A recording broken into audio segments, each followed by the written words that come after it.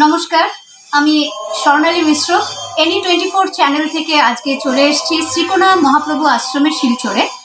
আমার সামনে এই শিলচরের এই আশ্রমের সেবায়িত মলয় মিশ্র আছেন আমার সামনে।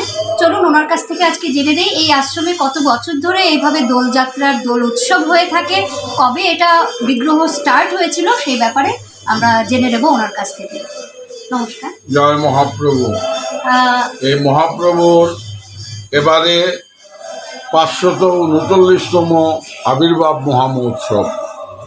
আজ 45 বছর যাবৎ এই মহাপ্রভুর বাড়িতে এই উৎসব চলে আসছে। তাই আমি সর্বসাধারণের কাছে আবেদন রাখি প্রতি বছরই এখানে আসার জন্য এবং মহাপ্রভুর উৎসবে অংশগ্রহণ করার জন্য। প্রথমত শুক্লা সপ্তমী তিথিতে 108 খানা গীতা পারায়ণ করে উৎসবের সূচনা হয় এবং প্রতিদিন পাঠ কীর্তন ইত্যাদি চলে, মহাপ্রসাদ চলে। গৌর পূর্ণিমার দিনে পূর্ব দিবসে অধিবাস করে 24 প্রহর হরিনাম সংকীর্তন মহাযজ্ঞ অনুষ্ঠিত হয়। এবারও হবে, চিরদিনই হয়ে যাবে। তাই আপনাদের সবার কাছে আমার বিনম্র আবেদন, আমন্ত্রণ, আপনারা সবাই আসে মহাপ্রভুর এই আবির্ভাব উৎসবকে সাফল্যমণ্ডিত করিয়া তুলুন। জয় মহাপ্রভু। আচ্ছা, আপনাকে আরেকটা কথা জিজ্ঞেস করে নিই, এই অনুষ্ঠানের কার্যসূচি কি কি আছে এবং কতদিন এই অনুষ্ঠানটি চলবে? আগামী বৃহস্পতিবার অর্থাৎ 28শে মার্চ পর্যন্ত চলবে।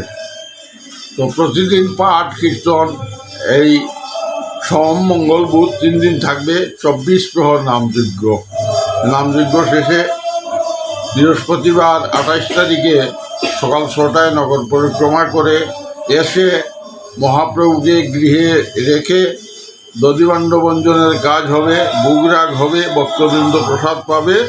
তারপর সন্ধ্যার পর উৎসবের সমাপ্তি ঘোষণা করা হবে। এটাই 12 দিন ব্যাপী উৎসব। তাই বৃহস্পতিবার সন্ধ্যার পর উৎসবের সমাপ্তি হবে। প্রতিদিন নামযজ্ঞ হচ্ছে। এবারে দল আছে 5টি, চলছে কীর্তন। মহাপ্রভুর আঙ্গিনাতে মহাপ্রভুর কৃপা আছে। আপনারা সবাই আসুন, মহাপ্রভুকে দর্শন করুন, প্রসাদ গ্রহণ করুন, নিজেকে ধন্য করুন। জয় মহাপ্রভু। আচ্ছা, প্রতি বছর কি ভক্তরা এখানে চলে আসেন? হ্যাঁ, আসেন। মোটামুটি আন্দাজ কিরকম প্রমাণের ভক্তরা এখানে চলে আসুন, বা আপনারা প্রসাদ কিভাবে ইয়ে করতে পারেন? ভক্ত 1000, 2000, 3000, কোনো বছর 5000 এরকম ভক্ত আসেন, সবাই প্রসাদ পান। আমাদের এখানে অন্নব্যঞ্জনের প্রসাদ সবাইকে, দর্শনার্থীকে, কীর্তনীকে সবাইকে অন্নব্যঞ্জন প্রসাদ দেওয়া হয়। শেষের দিনে মহাপ্রভুর প্রচলিত ধর্ম এক সিদ্ধ, এটা হয় শেষের দিনে, অর্থাৎ 28শে মার্চ। সব মিলিয়ে ডাল চাল সবজি টবজি মিলিয়ে এক সিদ্ধ হবে, সবাই প্রসাদ পাবে। এবারে আমি আরেকটা বিষয়ের ব্যাপারে জেনে নিতে চাইছি, কারণ আমরা অনেক জায়গায় শুনেছি, অনেক নিউজ থেকেও খবর পেয়েছিলাম, ওনারা নিজেরাও খবরটা আমাদের দিয়েছিলেন। তাই একটু জানতে চাইছি যে মন্দিরে নাকি ধস নেমেছিল। হ্যাঁ, সেই ব্যাপারে কি?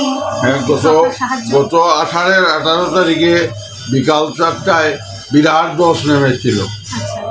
এই দোষের জন্য আমি সরকারকেও অবগত করেছিলাম, কিন্তু সরকার থেকে আমি কিছুই পাই নাই। 50,370 টাকা লেগেছে মাটি ফেলতে। তো এখনও আমার কিছু ডেফিসিট রয়ে গেছে। ভক্তবৃন্দের কাছে গেছিলাম, পেয়েছি, দিয়েছে, হয়েছে। এখন এই মন্দির যেটা ভেঙেছে সেটা কাজ করতে আমাদের MLA এসেছিলেন, 10,000 টাকা দিয়েছিলেন। উনি বলে গেছেন যে মার্চের যে সরকার MLA উন্নয়ন ফান্ডে টাকা দেবে, তার থেকে 5 লক্ষ টাকা দেবেন। কিন্তু মার্চের আজকে 24-25 তারিখ এখনও পাই নাই। তো আমি আশা রাখছি MLA যখন বলেছেন দিবেন। 124 দিন কাজ করেছে, এত মাটি পড়েছিল, যেটা মানে চিন্তা করা যায় না। আর মহাপ্রভুর কৃপাতে না হয়তো সেই দিন যদি রাত্রিবেলায় এই ঘটনাটা ঘটতো তাইলে আমার ছেলের বউ নাতিন এগুলো প্রাণনাশ হয়ে যেত। মহাপ্রভু কৃপা করে দিনের বেলায় ঘটনাটা ঘটিয়েছেন, যাতে কোনো প্রাণহানি ঘটে নাই। সবাই আসুন, মন্দিরে দেখে যান, মন্দির পুজো প্রাঙ্গণে আসুন, প্রসাদ নিয়ে যান। খুব আনন্দে উচ্ছ্বাসে আজকের দোলযাত্রা পূর্ণ হলো। এই নিয়ে আমি এখান থেকে আরেকটি বিষয় একটু বলতে হচ্ছে, এই ভারত সরকার নাকি 4 লাইনের রাস্তা করেছিলেন। তো ওই কোম্পানির যে অফিসার উনি এসেছিলেন, তো আমি ওনাকে বলছিলাম যে দেখেন আমার এই জীবন দিয়ে আমি মহাপ্রভুর বাড়িটা নির্মাণ করেছি, আপনারা নিয়ে যাবেন, সরকার নিয়ে যাবে, তো কিছু করার নেই, তবে আমার পক্ষে আর এটা গঠন করা সম্ভব নয়। তো আমাকে বলেছিলেন আমি কোশিশ করব যাতে আর্মির দিক থেকে জায়গা নিয়ে এটাকে রক্ষা করা যায়। তাই এটাই হয়েছে, ওই নোটিফিকেশন হয়ে গেছে, এটা ছেড়ে দিয়েছে, আর্মির থেকে জায়গা নিয়ে ওরা ওইদিকে রোডটা ডাইভার্ট করেছে। এটা একটা মানে সাংঘাতিকতা। ওই গত করল ওই অফিসার আসছিলেন, আবার আমাকে এসে বলে গেলেন যে আপনি যে আবেদন রেখে দিলেন, আপনার আবেদন মতো আমরা এদিক ছেড়ে দিয়েছি। তখন আমি ওর সাথে খুব গলাগলি করে মানে ওকে আন্তরিকতা জানালাম। জয় মহা। খবর এটাই যে ভীষণ খুশি লাগছে জেনে যে সরকার থেকে অনেক কিছু চেষ্টা নেওয়া হয়েছে, এবং আশা রাখছি আগামীতে আরও এরকম সুন্দরভাবে আয়োজিত অনুষ্ঠানগুলোতে আমরা আসতে পারবো, সবাইকে নিয়ে আসতে পারবো, আবারও আসবো। সারা বছর ব্যাপী যা প্রোগ্রাম থাকবে সেখান থেকে আমরা আসার চেষ্টা রাখছি। NE24 চ্যানেল থেকে আপনাদের সবাইকে এবং আপনাকেও অনেক অনেক ধন্যবাদ। নমস্কার, সবাই ভালো থাকুন, সুস্থ থাকুন। জয় মহাপ্রভু।